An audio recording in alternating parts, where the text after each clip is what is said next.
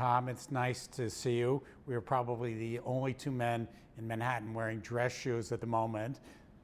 So I'm glad to see. And we're the only men in New York not wearing masks. So I have to say it's really refreshing. Good to see you, Josh. We're glad to be at your foundation. And tell me a little bit about your passion for art versus your passion for business and how they relate. Well, the two related because when I didn't have any money, it's very hard to collect art. You can start around the edges, but over time, if in fact your business is going well, then your options expand. So you have a chance to actually express a view by greater choice of art. And back in the 80s, when I was just married, had no money, we were collecting Dutch still lifes. Neergaards and Jensens, from the 18th century. And that was fine. But coming from a family where my sister teaches art, my mother was an artist, never sold a work, but we have a lot of her works in our homes. I went to museums, and my mother was a great coach. So business and collecting can often be compatible. I don't know if you know Michael Finley, but Sure. He's written the book called The Value of Art. And in The Value of Art, he talks about why certain people collect. Some people collect because they have a passion.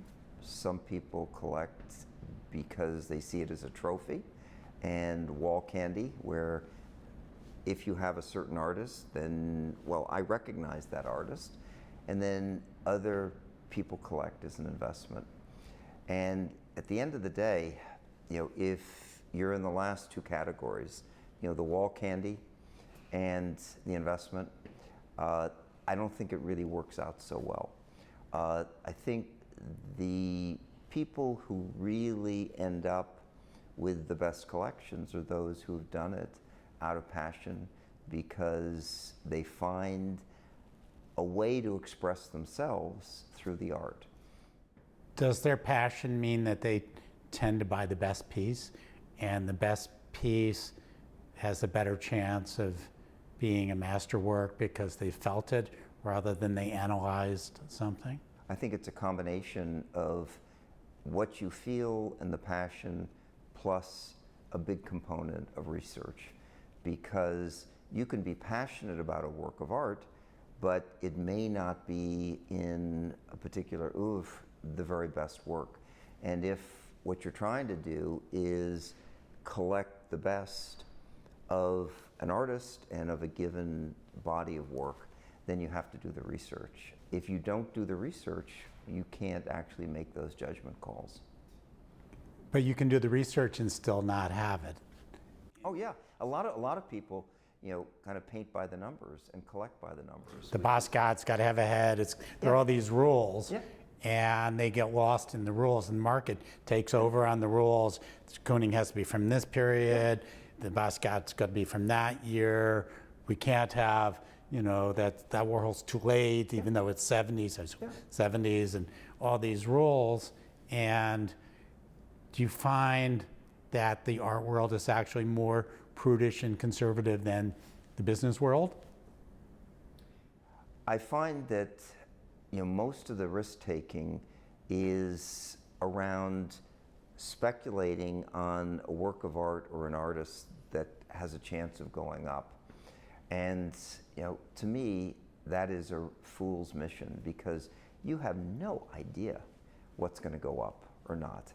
And all these data sets that say, well, we look at the momentum. I mean, I'm now working for a computer software company that manages money, and we've got 220 PhDs, and we could not use data to predict whether a given work of art is going to go up in a year or 2 years. It doesn't exist. Whereas we can with stocks. We can predict. Do you think if you had a better algorithm, you could do it? I don't think so, because it's garbage in, garbage out. And when you're using data, you have to have data sets that are relevant and consistent, and they don't exist in the art market. Now, if in a perfect world you had perfect information and all the data, which nobody has, even a dealer like, take Christopher Wool, whom we collect in depth. Loring Augustine knows where every single work is, who has it, has documented it, and even with perfect records, there's some transactions that they don't know about, where a work of art was sold. Now maybe with blockchain we can get to a point where that becomes, there's more transparency, where you will have predictive powers. But the fact of the matter is, anybody who buys a work of art because they think it's going to go up is a fool. I mean, when I was buying Warhols in the 90s, I had no idea that they were going to be worth what they're worth today. But Andy hung out at Harvard in the late 60s, and would be sitting, I'd be coming back from writing at the Lampoon.